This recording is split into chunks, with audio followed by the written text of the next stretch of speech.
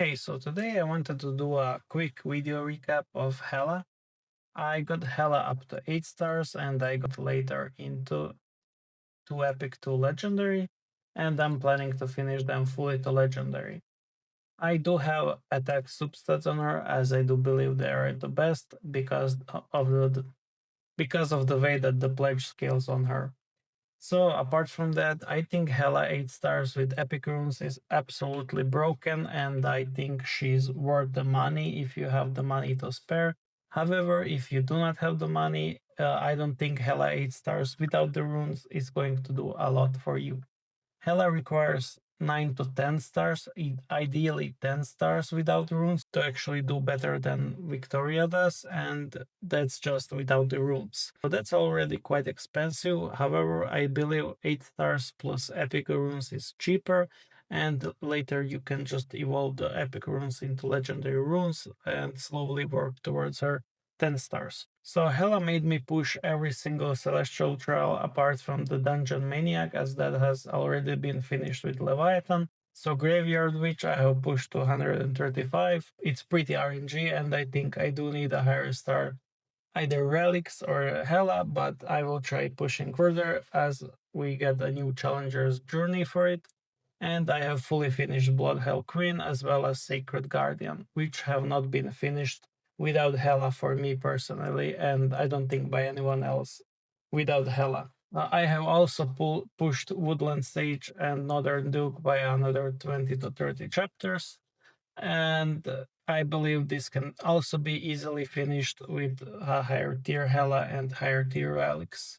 So Hela is actually quite broken, 8 stars with epic runes, 10 stars runeless, 12 stars with legendary runes is probably the best buffer in the game for a while that we will have. On top of that, she's quite good in seasonal PvP as well, with Phantom teams swapping with Dahlia to further increase her buffs and deal massive amounts of damages. And she's quite decent in Doom Monarchs, but I do believe her best team is Phantom Avengers. She also helped me push the Wailing Mines, the Corrupt Spring, the Crystal Woods. Unfortunately, I couldn't test her survival in here, but I don't think it's as good as other heroes, so I'm not going to give her S plus tier in here, but I can fully believe it that the 12 stars that she has a great survival because of the HP scan percentage, but I can test it unfortunately.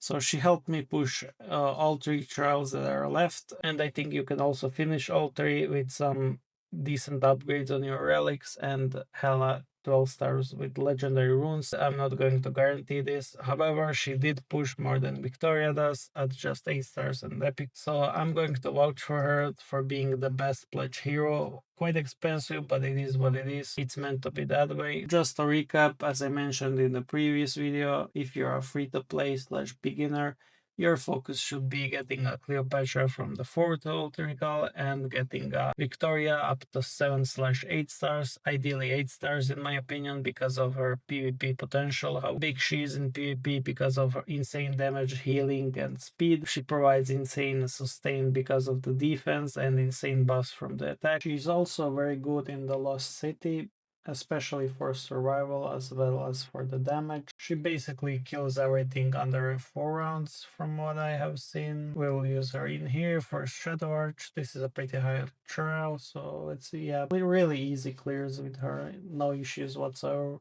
whether it's survival or damage.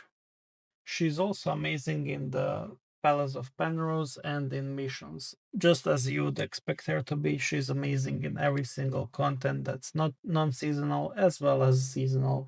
She's basically S plus tier hero all around every single content.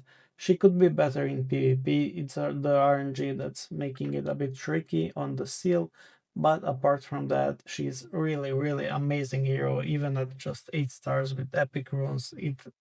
It's just so good, and it feels so good using her over Victoria, which is unreal. But the grind to get there as a free to play player to get her to 10 stars is too unreal, in my opinion.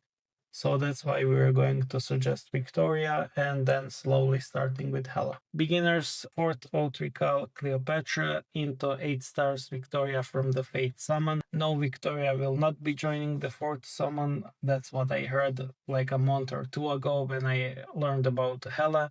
So do not hope for that unless they have changed their minds, which I highly doubt, as Victoria still makes them plenty amounts of money. Apart from that, after you're done with Victoria 8 stars, you should start on Hela. Hela at 7 stars, you can use her in certain seasonal modes such as Tombs and such as Rift Odyssey, although not exceptional. That's about it. I just wanted to do a quick update, not really anything important from this video. Just wanted to showcase that Hela 8 stars with epic runes, or rather with 2 epic to legendary, is absolutely broken, and I think she's worth the money in my opinion. So that's about it, and see you in the next video.